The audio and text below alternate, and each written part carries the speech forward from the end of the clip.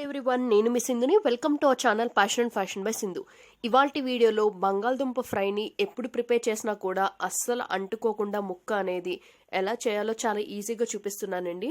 Recipe preparation కోసం నేను 3/4 kg వరకు బంగాళదుంపలు తీసుకున్నాను. వాటి పైన చెక్కు మొత్తం పీల్ ఆఫ్ చేసి ఇలా అన్ని ముక్కలు కూడా ఒకే సైజులో ఉండేటట్టు కట్ చేసుకున్నాను. మనం ఎప్పుడు కూడా ఇలా కొంచెం స్టిక్కీగా ఉండే ఐటమ్స్ ఒకే సైజులో కట్ చేసుకోవడం వల్ల మనకి యూనిఫామ్గా కుకింగ్ అనేది జరుగుతుంది. స్టవ్ మీద ఒక గిన్నె పెట్టుకుని దానిలోకి సుమారు 3 గ్లాసుల వరకు వాటర్ పోసుకున్నాను. వాటర్ అనేది మనకి వీడియో క్లిప్లో చూపిస్తున్నట్టు రోలింగ్ బాయిలింగ్ అవ్వాలి. ఇలా బాయిల్ అవుతున్న వాటర్లో మనం కట్ చేసి పెట్టుకున్నటువంటి బంగాళదుంప ముక్కలనే వేసేయాలి. మనం బంగాళదుంప ముక్కలు వేస్తున్నప్పుడు వాటర్ అనేది ఖచ్చితంగా రోలింగ్ బాయిలింగే ఉండాలండి. అప్పుడు ఫ్లేమ్ని లోలోకి అడ్జస్ట్ చేసుకుని బంగాళదుంప ముక్కలనే వేయాలి. చల్లగా ఉన్న వాటర్లోకి వేసినా లేదా వాటర్ గిన్నెలో పోసాక ఇమీడియట్గా బంగాళదుంప ముక్కలు వేసినా కూడా మనకి ఇలా నాన్ స్టిక్గా ప్రిపేర్ చేసుకునే రెసిపీ అనేది పర్ఫెక్ట్గా కుదరదు. ముక్కలన్నీ వేసిన తర్వాత గెరిట పెట్టి బాగా కలుపుకుంటూ ఉండండి. ఇలా లో హీట్లోనే 4 minutes వరకు మనం కంటిన్యూస్గా కలుపుకుంటూ కుక్ చేసుకోవాలి. దీనివల్ల మనకి అన్ని ముక్కలు కూడా యూనిఫామ్గా సెమీ బాయిల్ అవుతాయి. సో కొన్ని ముక్కలు పైనున్నవి మాత్రమే బాయిలింగ్ అయ్యి అడుగునున్న ముక్కలు బాయిల్ అవ్వకపోవడం ఇట్లా జరగదు. ఇలా కంటిన్యూస్గా మిక్స్ చేసుకుంటూ ఉంటే యూనిఫామ్గా బాయిలింగ్ అనేది అవుతుంది. మనం ఇలా బాయిల్ చేసుకోవటం వల్ల మనకి పొటాటోస్లో ఉండే స్టార్చ్ మొత్తం కూడా బయటికి రిలీజ్ అయిపోతుంది. సో అందుకనే మనం ఇది పొటాటోని ఫ్రై చేసుకున్నప్పుడు మనకి అది అంటుకోకుండా ముక్క అనేది ఒకదానికొకటి చాలా పర్ఫెక్ట్గా కుదురుతుంది. ఈ పొటాటోస్ని బాగా ఓవర్ కుక్ కూడా చేయకూడదండి. ఇలా వాటర్లో ఓవర్ కుక్ చేసినట్టయితే ముక్క అనేది త్వరగా మెత్తబడిపోయి అలా కూడా మీకు ముద్దగా అయిపోయే ఛాన్సెస్ ఉంటుంది. సో కరెక్ట్గా 4 minutes మనం ఇలా బాయిలింగ్ చేసుకున్న తర్వాత ఒక జాలి గరిటె తీసుకుని దానిలోకి ఈ ఉడికించుకు పెట్టుకున్నటువంటి బంగాళదుంప ముక్కలు మొత్తం కూడా ట్రాన్స్ఫర్ చేసేయాలి. తర్వాత ఇమీడియట్లీ దీని మీదకి ఒక 2 glasses వరకు వాటర్ అనేది పోసేయాలి.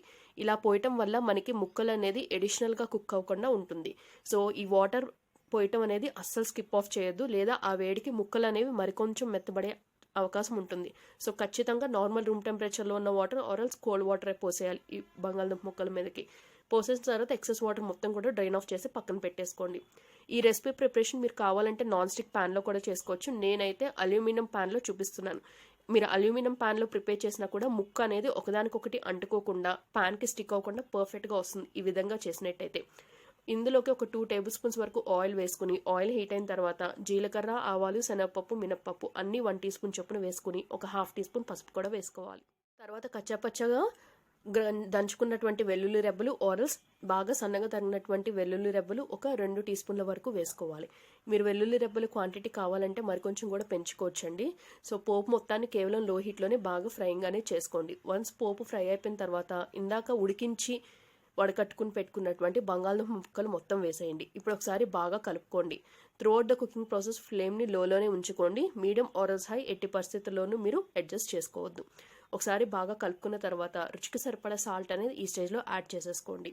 మీరు కావాలి అనుకుంటే పసుపుని ఇందాక బంగాళదుంప ముక్కలు ఉడికించేటప్పుడు వాటర్లో అలా వేసినా బాగానే ఉంటుంది, లేదా ఇలా పోపులో అయినా వేసుకోవచ్చు. Choice is up to you. So నాకు ఇదివరకు నాన్ స్టిక్లో ప్రిపేర్ చేసినా కూడా ఈ బంగాళదుంప ముక్కలు అనేవి అప్పుడప్పుడు అంటుకుని లేదా కూర అనేది బాగా ముద్దగా అయిపోవటం ఇలా అయ్యేదండి.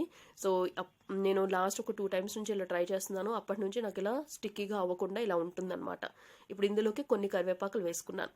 మరి ఎక్కువసార్లు మీరు కలుపుకోవాల్సిన అవసరం లేదు. మధ్య మధ్యలో అలా తిప్పుకుంటూ ముక్కల్ని ఉండండి. మీరు ఈ కూర ప్రిపేర్ అయ్యేసరికి మీకు అసలు ముక్క అనేది ఒకదానికొకటి అంటుకోకుండా ఉంటుంది. ఏ ముక్కకు ఆ ముక్క సెపరేట్గా తెలుస్తుంది అనమాట.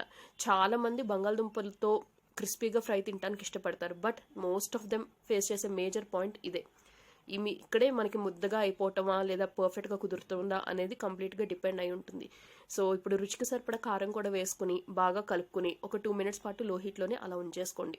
మీరు ఇంకా బాగా క్రిస్పీగా కావాలి అనుకుంటే మరికొంచెం ఒక 4 to 5 minutes కుక్ చేసుకుంటే మనకి బాగా క్రిస్పీగా వస్తుంది. లేదా పర్వాలేదు కొంచెం ముక్క మెత్తగా ఉంటేనే ఇష్టపడతారు ఇంట్లో వాళ్ళు అనుకుంటే ఇలా ఈ స్టేజ్ వచ్చాక 2 to 3 minutes కుక్ చేసుకున్నాక ఫ్లేమ్ అనేది టర్న్ ఆఫ్ చేసి డిష్ అవుట్ చేసుకోవటమే. సో నేను చెప్పిన టిప్స్ అండ్ నేను చెప్పిన విధంగా మీరు కూడా ఒకసారి ట్రై చేసి చూడండి. బంగాళదుంపలు అనేవి ప్యాన్కి అంటుకోకుండా ముక్క అనేది దేనికది సెపరేట్గా ఉండి చాలా బాగా ఎంజాయ్ చేస్తారు ఇంట్లో అందరూ. సో చూసారు కదా, ఇలా ముక్క అనేది దేనికది సెపరేట్గా ఉండి అస్సలు అంటుకోవట్లేదు ప్యాన్కి. తప్పకుండా ట్రై చేయండి. పక్కా గ్యారంటీ రెసిపీ. ట్రై చేసి ఫీడ్బ్యాక్ని మర్చిపోకుండా కమెంట్ సెక్షన్లో షేర్ చేసుకోండి. రెసిపీ నచ్చితే ఫ్రెండ్స్ అండ్ రిలేటివ్స్కి కూడా వీడియో ఫార్వర్డ్ చేయండి. ఛానల్ సబ్స్క్రైబ్ చేసుకోండి. బెల్ ఐకాన్ యాక్టివేట్ చేసుకోండి. Thank you all very much for watching my video. See you soon. Take care. Stay home. Stay safe all of you.